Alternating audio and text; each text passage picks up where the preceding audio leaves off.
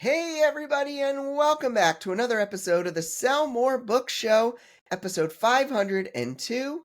I'm Brian Cohen from Best Page Forward and Self Publishing Live, joined by Ines Johnson once again from Ines Writes, from Ines Johnson is Having a Breakdown podcast, and the Page Turner Pacing. Ines, I'm so glad, even though we just recorded the other episode 2 seconds ago in our real time, that you were able to join me again this week. I'm surprised I could. Man, that made it sound like I do a lot of stuff. We didn't even talk about the books. I know.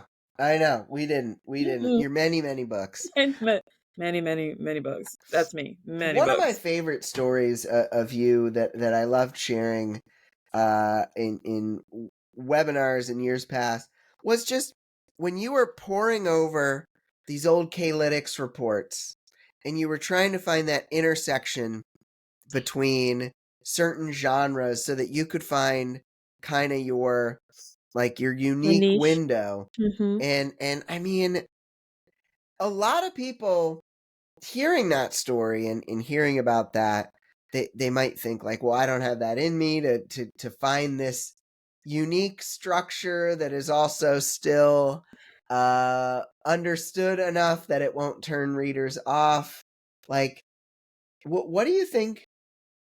What does like a normal author need to do to kind of figure out like, oh, this is not so far off the beaten path that readers of this genre will still like it? I think you need to look for the patterns. So the whole thing behind my podcast, Ines Johnson is Having a Breakdown, is because that's what I used to do in television. I was responsible for breaking down scripts. So I would always be looking for patterns. And one of the reasons that I love Alex from K-Lytics is that he looks for patterns too. And so our brains just kind of mesh. So I'm reading these K-Lytics reports and I started to see a pattern. Like if you look for the patterns, if you go on Amazon and you're looking at the top 100, you're looking for what things they have in common. You go to the Nook 100, you go to the Apple bestsellers, you start to see patterns. And you're waiting for that intersection of, because I saw a lot of bully romance and I was like, if the hero is mean to her, I want to punch him in his face. So that wasn't going to work for me. Right. And I saw these sweet cowboys and I was like, I can do that. So I looked at the patterns until I saw something that was like, yes, that's what I want to do. Yeah, I love that. And I think that giving that advice as you've given in the past and as you continue to give on Ines Johnson is Having a Breakdown and all your other stuff, I think it's going to help and continue to help authors to see those patterns and to just understand it. So I love it. We talked about it last week, but you got to go check out all of Ines's stuff. InesWrites.com/PTP. Page Turner Pacing. Page Turner Pacing. I nearly forgot, but last week I opened up the new Self-Publishing Live is having a live conference in a real place. I didn't know this. I know. That's because we're living in the future. So, at selfpublishinglive.com, you can find out that we are going to have a live conference October 2024, 15th and 16th, 2024, in my neck of the woods in Chapel Hill, North Carolina. We're only selling 90 tickets. It's a relatively small venue, small hotel, but we're, hoping to make this a regular thing. So if you're interested in finding out how to get the Black Friday deal and all of that for splitting those ticket costs across 10 payments, you can go to selfpublishinglive.com. And if you're like, I'm not going to North Carolina, don't worry, we got a virtual ticket, all that good stuff, so you can check out the recordings. I would encourage people to come to the live, because Brian and I just got back not too long ago from 20 Books conference. Yeah. And it's always like a family reunion. Even if you're seeing people in person for the very first time, it feels like a family reunion. So you get the knowledge, you get that face-to-face time, and then we were talking last week about whether you're a lone wolf or whether you're a pack. This is total pack mentality when you come to a conference live. Yeah, absolutely. So, see, you're like plugging my thing even without me saying anything, surprising you about it. I love it. Becca Syme will be there. Claire Taylor will be there. uh, Oh. Jen LaSalle, Naomi Nakashumi, some real cool Oh people. my gosh. So Self fun. selfpublishinglive.com, and you can get the virtual ticket if you don't want to go. So good times talking about Claire.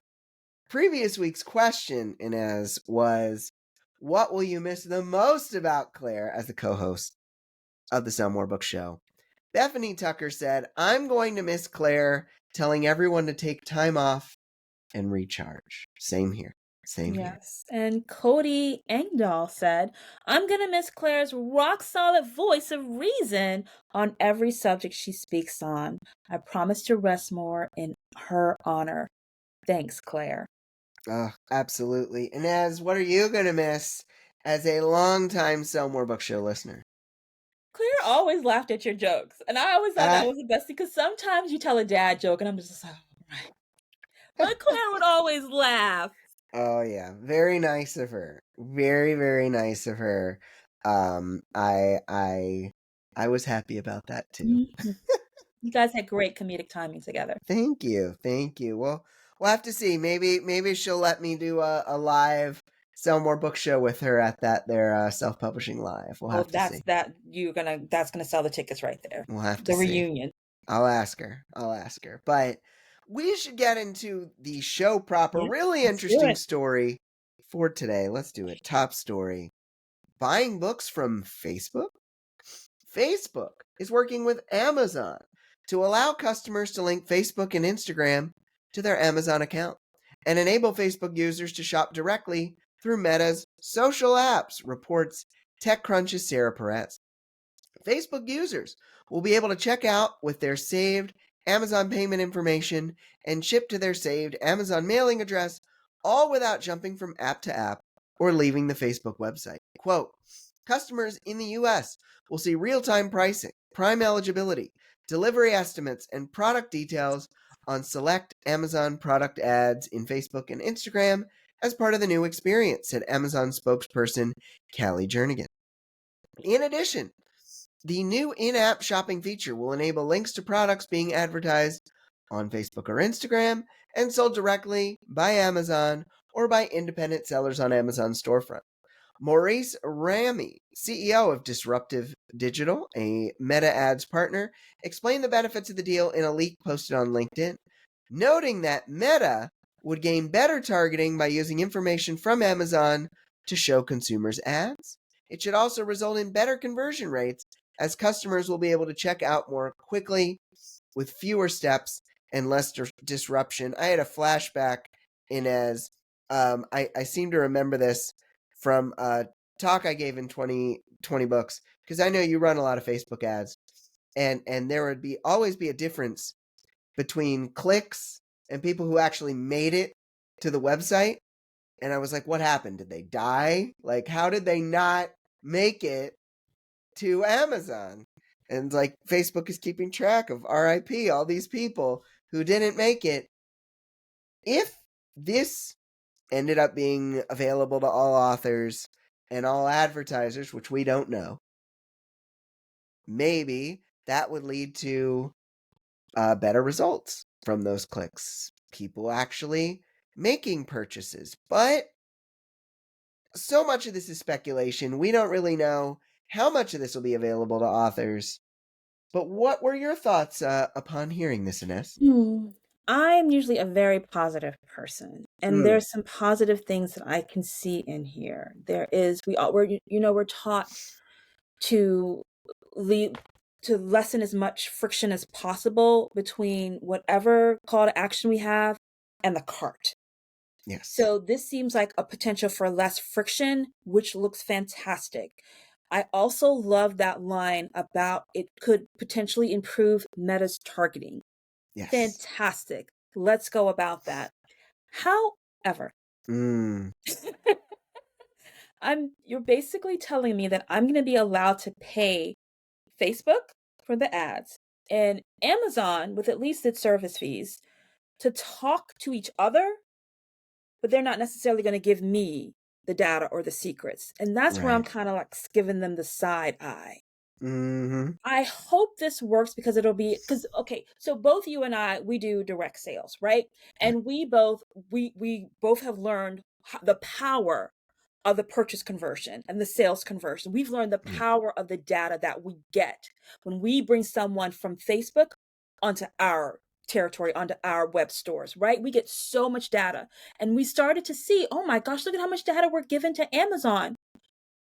And Amazon gives us checks. And I'm happy, I'm thankful Amazon has changed my life. However, I want this data for myself. I'm paying a price for it. I think that I should be cut in on the data. Yeah. Yeah. And I mean, in direct sales, you get a lot more of the data. Yep. Not just those pixel conversions, Hmm. but those email addresses. Yes. And that's very And key. that behavior. Yes. Yes. So we will have to see. I mean, I'm interested in if this goes through, Mm-hmm. if it's available for authors, Mm-hmm. because chances are if it becomes available for someone first, it will be sellers Yeah. and authors will be later on, Yeah. as it is with many things in the Amazon ecosystem. So, Ines, Mm-hmm. assuming books are included in the Facebook to Amazon purchase connection, let's assume everyone gets access, all one big happy family. How big of a deal would this be for It authors? could be a big deal, Brian, and it could be a big deal because again, I run a lot of purchase conversion ads, not so much more of the traffic ads. But one of the things that I learned is that I need to put all the information into my when I'm doing an ad like on Facebook. Like I need to put my pen name in there. I need to put the series title because some people just are not going to come to my store. They trust Amazon. They feel comfortable having given their information to Amazon or to Nook or to Apple, and they're not going to come and put their credit card information on this weird looking place. Fine. So so this could so some people just go, they look at my ad and they just go and find it on Facebook. Here comes another lesson friction where they can look at it, see it, and they'll be taken immediately, or they'll see Facebook, they'll see Amazon right there on Facebook. So this is potentially huge because we have trained a lot of readers to look at an ad on Facebook and to go to Amazon and buy it.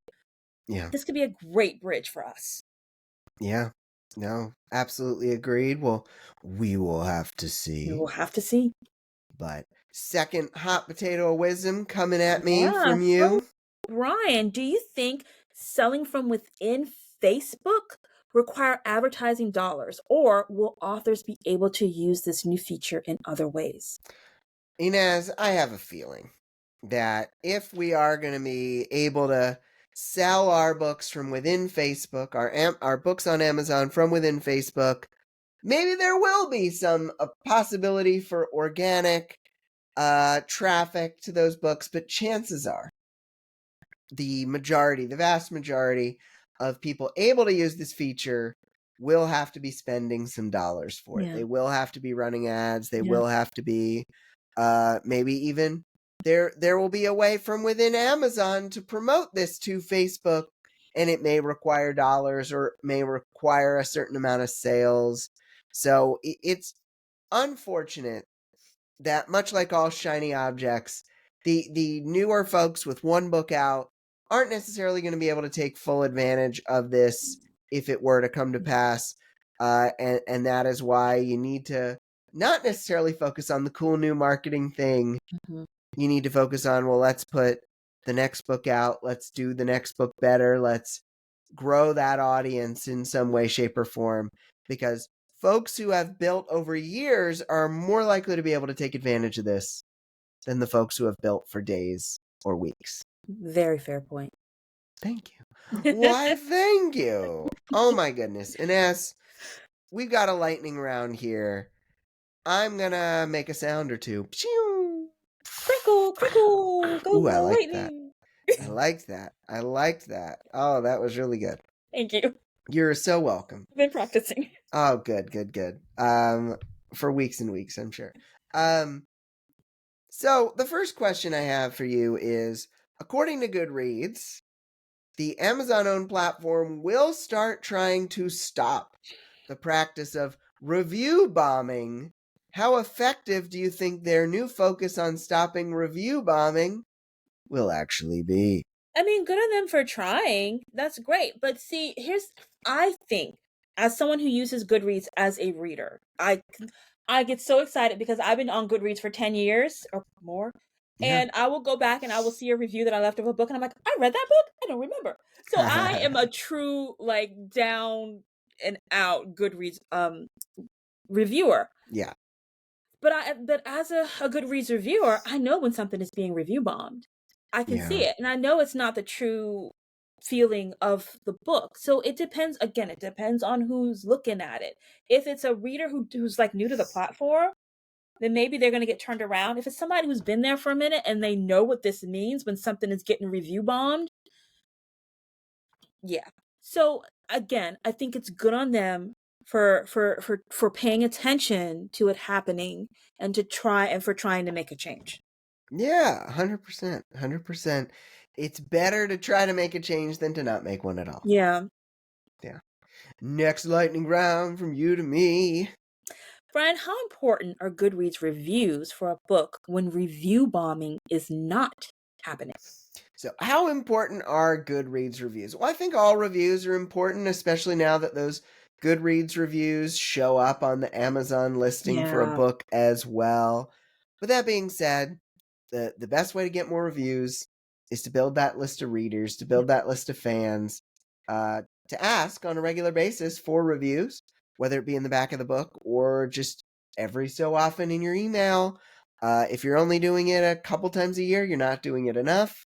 And those reviews, just generally Amazon and Goodreads, are important, but you know, you don't necessarily need to go all in on Goodreads in order to find success with your books. It's more important to build that loyal fan base, and spending a heck of a lot of time on Goodreads isn't necessarily going to get that done. I agree with you, Brian. Well, thank you. Thank you. I appreciate your agreement. All right. So, Ines, how early should you identify and know your book's genre and why? I figure out what the genre is before I write the book. Mm, I do my market research before I'm planning a new series for 2024 right now, and I'm doing the market research. I just looked at the K-Lytics report, and nice. I saw what the big keywords are for what I'm about to write. I saw what the tropes were for what I'm about to write. I do this market research beforehand. Again, I come from TV, so you would have to do this because you'd have to get the money in order to pay Right. for the production. So I do it first. But I also do it because that also starts to tell me where the audience is, so I can start looking at the audience, knowing what they are talking about. So for example, let's say I'm writing steamy small town contemporary. I can go put that in on Instagram or on TikTok. I can put in that hashtag and I can see what the viral videos are, and I can see how people are talking about it. And it's a lot of, unfortunately right now, it's a lot of women who are abused, and the Mm, hero that she is attracted to right now sees a scar or sees a bruise, and he's like, who did this to you? And yeah. that's the TikTok, and it goes and it blows up and people go buy the book. Mm-hmm. So that tells me there's a hunger there for women who need to read characters who are trying to overcome and who will have a Yeah. protector. So that gives me information that I can use to write the book, for the title of the book, for the cover, all of that information. So as soon as I know, hey, I'm about to write a new book or about to craft a new series, I'm looking at the market, figuring it Love out. that. Such a great tip, too, to look at the viral videos, TikTok, Yeah. Instagram, etc. There was a presentation at the last virtual self-publishing live, Emily Carter Child / LJ Andrews, talking about that "who hurt you" trope, Yes. and how it understanding it and getting a better feeling for it has really helped her with her marketing. And so definitely pay attention to what has gone viral. Mhm. All Mhm. right, another one from you to me. All right, Brian. Are there any steps you can take to figure out if your book fits in a genre earlier on in the process? Yes. So if you are trying to figure out what genre your book fits in early on in the process, what Inez described, doing the market research first is probably the best way. Second best way, write your blurb before you write your book. Write that blurb, write that book description, figure out some of those key moments in the book, the inciting incident, kind of those conflicts and cliffhangers that are happening. And then ideally, show it to someone who knows that genre inside and out and say, hey, is this a good example of that genre? If they say yes, you're on the right track. If they say no, ask them why, fix it, and then you can write the book. Perfect. Thanks. Thank you. I feel so validated by this episode, Inez. That's I what I'm love here it. for. I love it. Oh, good. All right. Final question to you. This Mm-hmm. is right in your wheelhouse. Take as Yeah. much time as you want with it. So, what can authors learn from understanding the structure of TV shows and movies to improve their writing craft? They can understand how to keep the pages turning. So Mm, remember, I come from television. In movies, you have a captive audience. They're in that in the theater. They're in their seat. But in television, you have the remote in somebody's hand. You have snacks not too far away. You probably have somebody to talk to. So we learned a lot of tactics to keep people in their seat with the hands off the remote, eyes focused on the TV, and then we had to deal with the commercial breaks as well. So one of mm, the things people probably hear a lot about when they hear about TV writing are hooks and sequels. Someone wrote a book about that too. Hooks and sequels between sequences or between the commercial breaks. But there's more than that. We also dealt with subplots. So you might have like with a mystery, like one of my favorite mystery shows was Castle. So we learned mm. subplots. So we'd have the A storyline, which would be who killed whoever died. That would be the A storyline. But then there was B storyline, which was the love story between Castle and Beckett. And then there might be a C storyline, maybe with Castle's family, and maybe a D storyline with the other officers in the precinct. So we weren't just sitting there for the mystery or for Castle. There was all these interpersonal relationships that were happening as well. So we learned about watching the subplots and interweaving those to keep people in their seats. We learned about pacing because we had about 6 to 8 minutes to start to tell a story that would then leave you it's like a mini cliffhanger to leave you after the commercial break, not changing that channel and coming back and being engaged. We learned to parcel out information that went so fast because there was a time when you couldn't rewind the TV. Yeah. So we had to figure out like how much could the brain hold before you had to back off the information a bit. And one of my favorite things that we learned about, one of those things that I didn't know I knew until people were asking me, how'd you do that? Is there's these things called open doors. Mm, So an open door is what happens at the end of the episode. So we also do story questions in television, and a story question might be who killed who in the murder. But at the end, you want to answer that story question, but then you want to ask a new one. So yes. maybe you answer, this is the person who killed the person who died, but then will Castle and Becca get together? That's one of the subplots. And maybe Castle lets it slip that he's in love with Beckett. Dun dun dun. And the ends. Did Beckett hear him? What's she gonna do? So that's how you start to do your open doors. You close one door of your main storyline and you open another one. So it's kind of like a cliffhanger, but it's not a true cliffhanger because it's asking a completely different question. So I learned all this stuff and more, and this is what I put into my books. You just sitting down and watching TV Mhm. and with a pencil or pen in hand and just taking notes, you will learn so much about craft. I love this. Can't watch a show the right way You anymore. should not be you should not be able to watch a television show just for enjoyment. No, not allowed. I got a question for you. This is Mhm. this is outside of the realm. Uh-oh. I've been brainstorming, thinking about this. So, I don't know if you heard, the Marvels, Captain Marvel sequel, has bombed, at the box office, significantly so. Something like the difference between 153 million for the first weekend of the first one to 47 million Damn. for the second one. Yeah. I have a theory, and Mhm. I want to run this by you as a Okay. person who's worked in TV and film. So, something that I was thinking about, the original movie, and because this ties into self publishing, I think. The original movie you're watching the trailers for that, and it's 90s nostalgia, right? She lands in the Blockbuster Video. You see like Nick Fury without his eye patch. You're like, oh my Mm-hmm. gosh, how did that happen? You see like the young Coulson for a second. Mm-hmm. And you're seeing this mystery of like who she is, and while she's fighting the aliens and everything. But there's a lot of nostalgia. Mm-hmm. There's a lot of nostalgia, and with these big franchise movies, it sometimes feels like nostalgia is the reason it works. Like Guardians of the Galaxy 3, a lot of people still went to go see that because they had nostalgia for the first movie. Yep. When they met Groot and Rocket Raccoon and everything. Meanwhile, the Marvels, there's not necessarily a lot of nostalgia for Captain Marvel herself.